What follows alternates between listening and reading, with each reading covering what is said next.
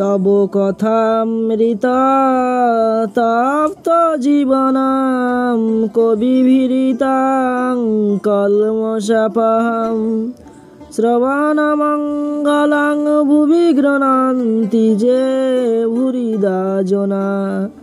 নমস্কার, সৎপ্রসঙ্গ চ্যানেলে আজ আমরা জানব বদ্ধজীবের লক্ষণ কি, সেই সম্পর্কে ঠাকুর শ্রী শ্রী রামকৃষ্ণ পরমহংসদেব তার কথামৃতে বলেছেন। শ্রী শ্রী রামকৃষ্ণ: জীব চার প্রকার: বদ্ধ জীব, মুমুক্ষু জীব, মুক্ত জীব আর নিত্য জীব।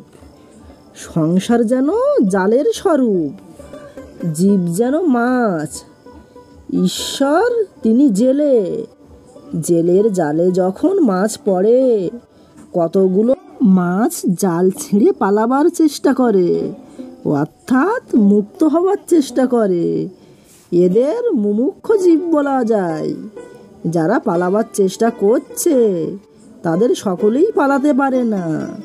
দু চারটা মাছ ধপাং শব্দ করে পালায়, তখন লোকেরা বলে ওই মাছটা বড়, পালিয়ে গেল যে। এই দুই চারটা লোক মুক্ত জীব।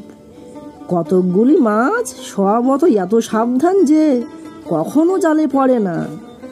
নারদাদি নিত্যজীব কখনো সংসারে জালে পড়ে না, কিন্তু অধিকাংশ মাছ জালে পড়ে, অথচ এই বোধ নেই যে জালে পড়েছে, মরতে হবে।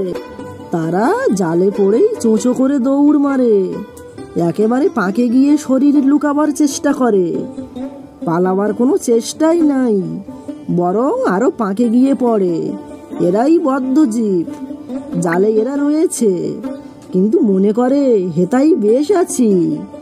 বদ্ধ জীব সংসারে অর্থাৎ কামিনী কাঞ্চনে আসক্ত হয়ে আছে, কলঙ্ক সাগরে মগ্ন হয়ে রয়েছে, কিন্তু মনে করে বেশ আছি।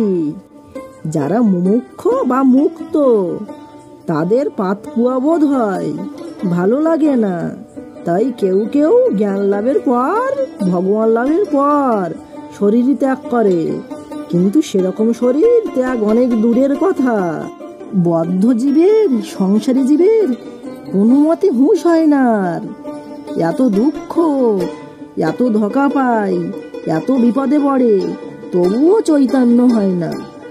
উট কাঁটা ঘাস বড় ভালোবাসে, কিন্তু যত খায় মুখ দিয়ে রক্ত দরদর করে পড়ে, তবুও সে কাঁটা খায়, ছাড়বে না।